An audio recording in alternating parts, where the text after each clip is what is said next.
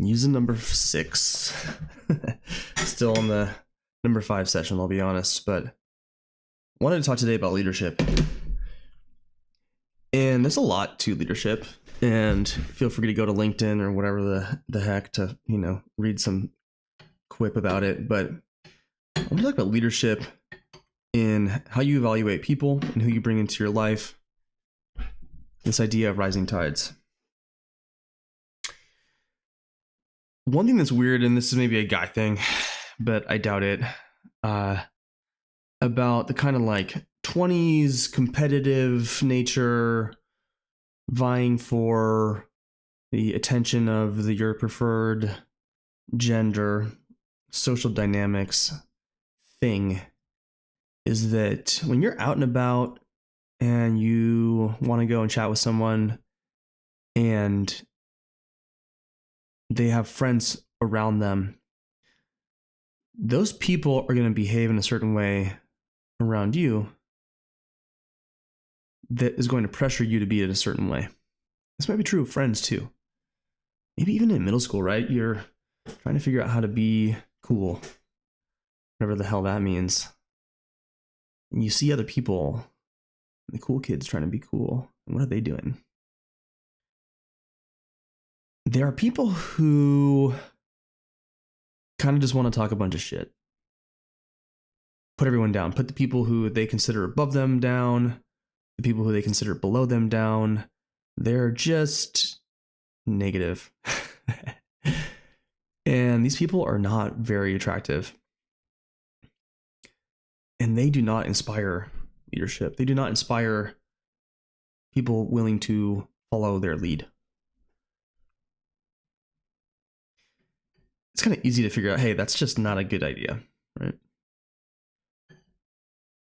But then there are people who are going to kind of suck up to the people who they consider above them, right?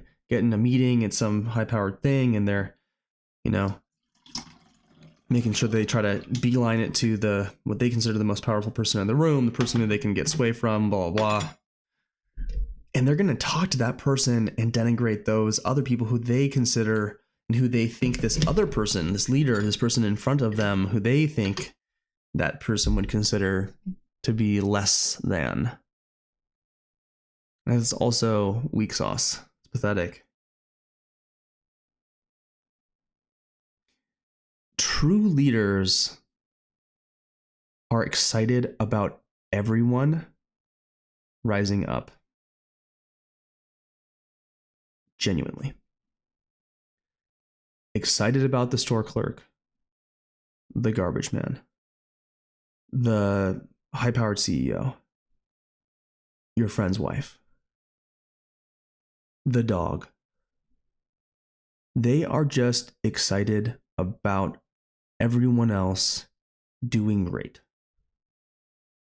And it is so easy to be around someone like that.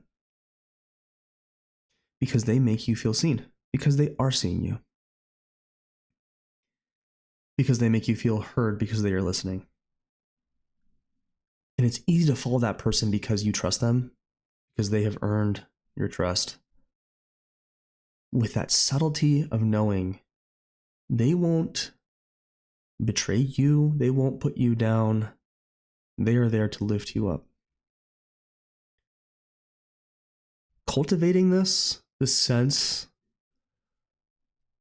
of positivity, of excitement, enthusiasm, and of a willingness to see someone else where they are without judgment, with a positive growth mindset, it's so powerful. It is so powerful. You see it in the charisma of great leaders. You see it in just that vibe of that person who enters the party who, man, it's like they're new to town and they're like, the new kid at school, but everyone just kind of likes that person already, first thing. And that's something that anyone can cultivate. You can be an introvert and cultivate that. You can be that smoldery, quiet guy or gal and cultivate that. You can be boisterous and loud and, hey, everybody, how's it going? And that's not very boisterous and loud of me, but plenty of people in my life like that too. It just, They're just chatting the ear off of the postman, of the store clerk, stoked. They're seeing the taxi driver who's helping them out as a person, not as some utility. And not everyone has time. Store clerk is not interested in talking about how their day is. I get that. That's fine. But it's actually an incredibly powerful technique thing if you don't quite feel the flows of social dynamics perfectly to start in your life, to implement, to do it kind of blindly, to do it procedurally, to really focus on bringing positivity in this uplifting energy to others. Right? Even that bully that has always picked on you and bothered you, they are just an insecure little wuss, actually. And giving them that genuine feeling is powerful. It will overwhelm whatever BS is going on for that person.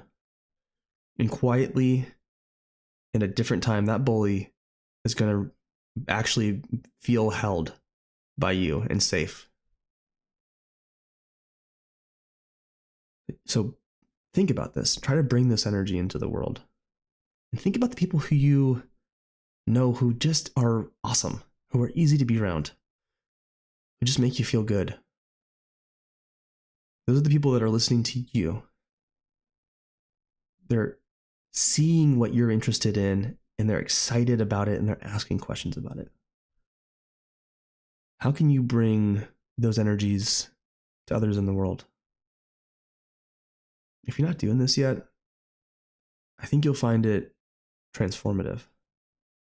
And you'll notice these funny, strange things like when you go to get your food ordered, you get a little bit extra.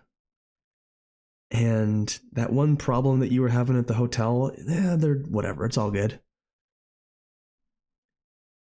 This is a way of not only being better towards others in the world, but kind of greasing the wheels of coexisting with this huge variety of difference that we all have between ourselves, between each other.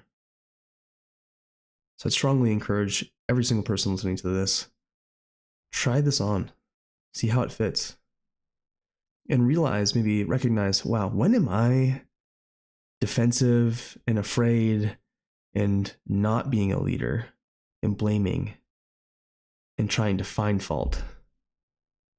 When am I being the opposite, the inverse of this person? That's a place to investigate for yourself to figure out, what's going on there? Why am I afraid? What's going to happen? What do I think is going to happen here? Why can't I say I love you? Or give that friend who you've known forever a big hug? Because you really care about them. So chew on this one. Go out there. Notice how awesome everyone else is. Acknowledge it. Be excited. It's just the easiest way to be in the world, that's for sure.